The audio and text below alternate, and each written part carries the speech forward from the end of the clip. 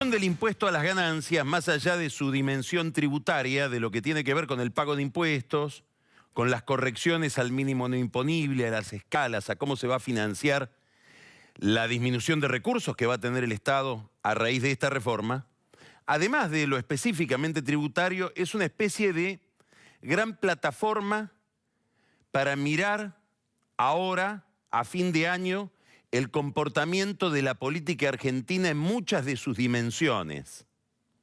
Algunos cambios que se están produciendo en el régimen político, en la preponderancia de algunos actores de la vida pública que marcan aparentemente un nuevo ciclo, un nuevo juego, distinto del que predominaba en los 12 años anteriores, sobre todo bajo el imperio de Néstor y Cristina Kirchner.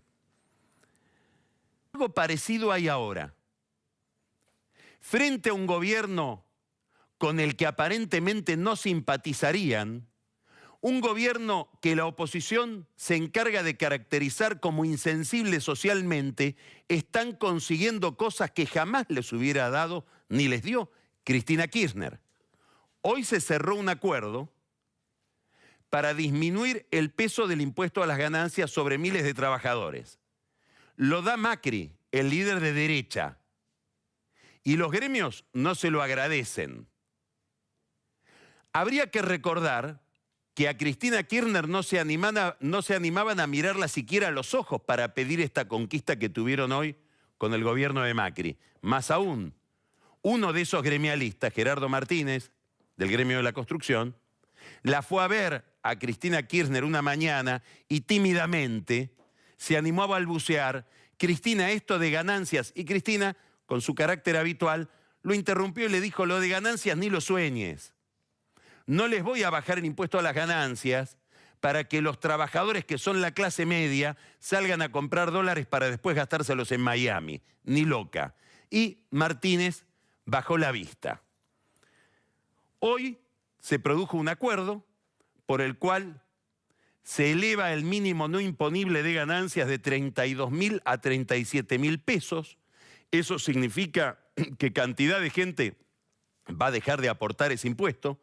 Se aplican además otras escalas, se determinan exenciones para viáticos, exenciones para horas extras, que son las que más afectan a los gremios de transporte, que en medio de la negociación hicieron un paro, cosa que el gobierno admitió y siguió negociando.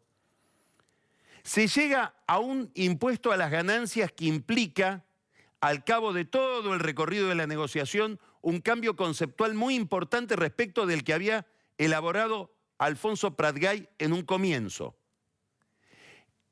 El diseño de reforma al impuesto a las ganancias de Pratgay implicaba que iba a pagar más gente, menos contribución. Era más progresivo, pagaba mucho más el que tenía más altos ingresos y mucha gente se incorporaba a pagar poco, pero muchos contribuyentes. Esta reforma que se está negociando con la CGT y que mañana se va a negociar con las provincias, implica que menos gente va a pagar bastante más que lo que preveía el impuesto del ministro de Hacienda y Finanzas. Se negoció, se sabe muy bien cuáles van a ser los impuestos que se van a aplicar. Solo se habla de uno, el impuesto al juego. En el centro de ese impuesto, Cristóbal López, al que no le gusta pagar impuestos, evadió 8.000 millones de pesos. Ahora pide que le cobren de esos 8.000, 3.000. A Macri le gustaría porque dice que puede hacer muchas cosas con esos 3.000. Abad no lo deja porque sería un escándalo regalarle a Cristóbal López 5.000 millones de pesos. Bueno, en el centro de la escena vuelven a estar los dueños de las máquinas tragamonedas, los dueños de los bingos. Esto se va a empezar a discutir en el Senado y con los gobernadores mañana. A la discusión de las provincias, después tiene que pasar a diputados. Se va a tratar seguramente el jueves en diputados. A pesar de Massa, que ayer en su casa, en una reunión con parte del Gabinete Nacional, les dijo: yo necesitaría que se trate la semana que viene, no porque no esté en Buenos Aires, sino porque necesito 4 días de tele para explicar cómo di vuelta de un proyecto a otro y cómo vuelvo al centro después de haber estado con Kicillof y el kirchnerismo. ¿Cuál es la lógica de esto? Que es Cambiemos.